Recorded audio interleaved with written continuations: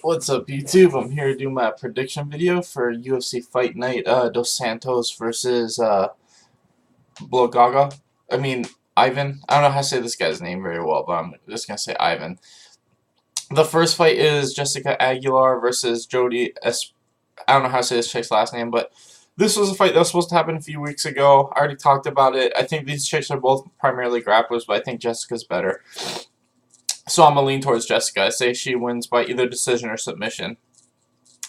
Next is Mark De La Rosa versus Elias Garcia, and to me, Garcia, I don't really understand how he's getting the shot in the UFC. He's only like 3 or 4-0. I feel like he's super early in his career and kind of inexperienced. I think Mark De La Rosa, even though he lost to Tim Elliott in his last fight, that was his debut, and he lost pretty one-sidedly, but he at least was able to survive until like the second or third round. And he is a strong wrestler. I mean, he did have some moments in that Tim Elliott fight, but I think this fight he's going to look a lot better. I think he's going to be the bigger, stronger wrestler than Garcia, and I think De La Rosa is going to win by decision. Next we got Liz Carmouche versus Jennifer Maia, and this one's tough just because I feel like Liz has not looked super amazing recently. I mean, she looked good in her last fight, but I felt like she was also fighting someone kind of older and farther along in her career. To me, Liz's ground game just has not looked like it's improved very much, in my honest opinion. I feel like her top game's always been pretty good, but her bottom game isn't. I think Jennifer is super well rounded and coming up. I mean, if Liz can like attack her a lot, I think Liz can win this. I think if Liz is really aggressive and gets on top of her, she could probably win pretty easily, but I just don't see that happening. I think it'll be a kickboxing fight for most of it, and I think Jennifer will get some takedowns here and there. And I think it'll be a close fight. I think it'll be like Liz's last fight, but I think Jennifer wins a close split decision. Next is Kurt Holobog versus Ronnie. I don't know how to say this guy's last name, but to me, Ronnie looks like a really, really solid up-and-comer. He's 11-1. He's a really good striker. I think Kurt is, pretty well-rounded overall, but I just feel like he's okay. I think Ronnie, to me, he looks solid. I think he's going to win this fight. I think he keeps it standing, and he either wins by decision or TKO. I think his striking is just better, and his takedown defense is going to be able to keep it on the feet. So I'm going to lean towards Ronnie. Next, we got Justin Scoggins versus Saeed Nurmagomedov, and to me, Saeed looks like a really good fighter, but my problem is he doesn't have a lot of finishes. I feel like he's kind of like that Khabib, Islam Makhachev style fighting where he's got some striking, some grappling, but his low finish rate worries me. He's 11-1, and I think his one loss was by TKO.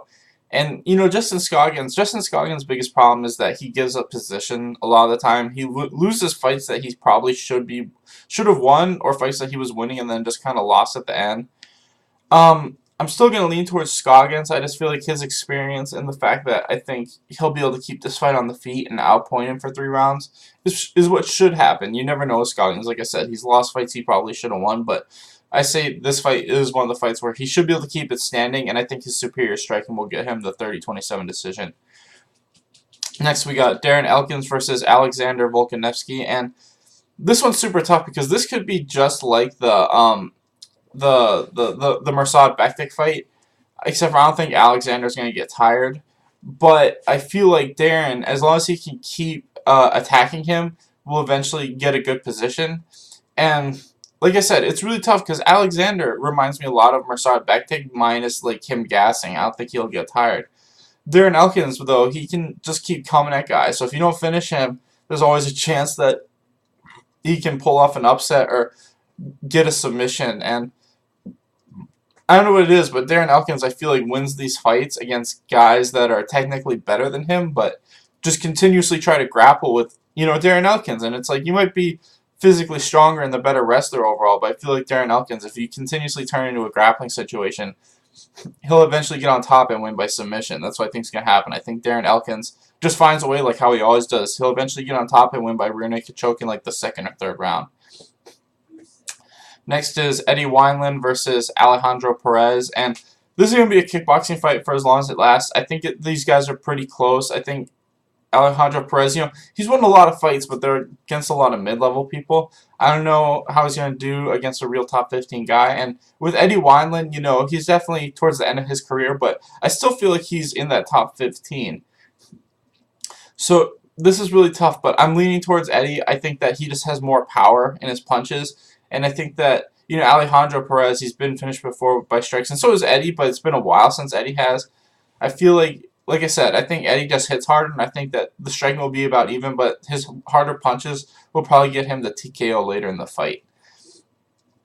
Next is Kat Zingano versus Marion Renault, and it's really tough with Kat Zingano because I have no idea how good she is at this point. She really got dominated in her last fight, and it's like she doesn't look as good as she used to look since that Amanda Nunes fight. I feel like her last 2 or 3 fights she's lost, and she hasn't looked amazing. But I feel like this is a fight she should win because I do think Marion Renault is just okay. I feel like Marion Renault's last fight, she was losing that whole fight until she kind of caught Sarah McMahon in that triangle, but she was losing that whole fight up until that point, and it's like, I know Kat's not as good of a wrestler as Sarah McMahon, but I feel like she should be able to out grapple Marion Renault.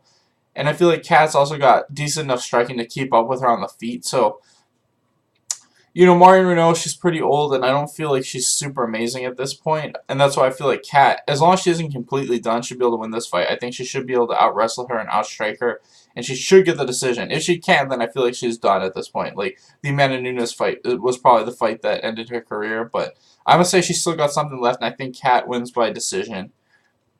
Next, we got Miles Jury versus Chad Mendes, and to me, this is a fight where we're really going to see what Chad Mendes looks like because he's been gone for like 2 or 3 years. And Miles Jury, he's on the upswing right now. He's looked really good in his last 2 or 3 fights. His striking, his jiu-jitsu, his wrestling, everything's looked on point. Like I said, though, it's really hard for me to go against Chad just because Chad's only ever lost to, like, the best people.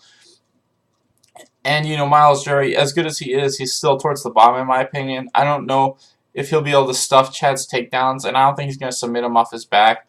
I mean, striking-wise, these guys are probably about even. Chad probably hits a bit harder, but like I said, I just think there's a huge advantage wrestling-wise for Chad, and I think that he should be able to get the takedowns whenever he wants and just win a decision. Next is Randy Brown versus Nico Price, and to me, Randy Brown, he's kind of like Sage Northcutt of the welterweight. He looks really good against guys he should look good against, but even that, he kind of has not the greatest takedown defense, and I think that worries me. His striking is really good, but that's about it.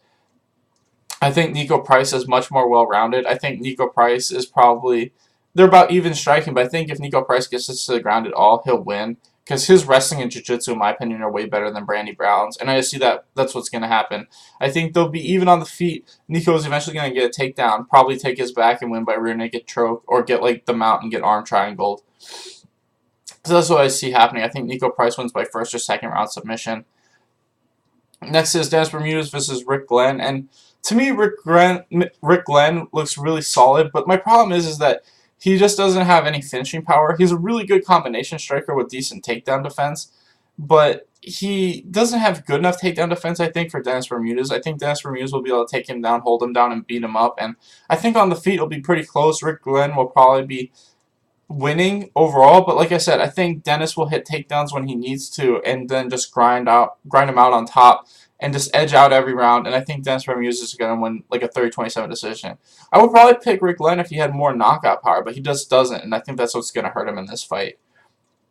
Next is Sage Northcutt versus Zach Otto, and to me, this is the fight that shows whether Sage Northcutt really has anything at this point, because this is the perfect fight to see if he can fight with even mid-level guys, because Zach Otto is 3-2 in the UFC, and 2 of those wins were split decisions that I thought he lost. But, they were close enough to where he won them.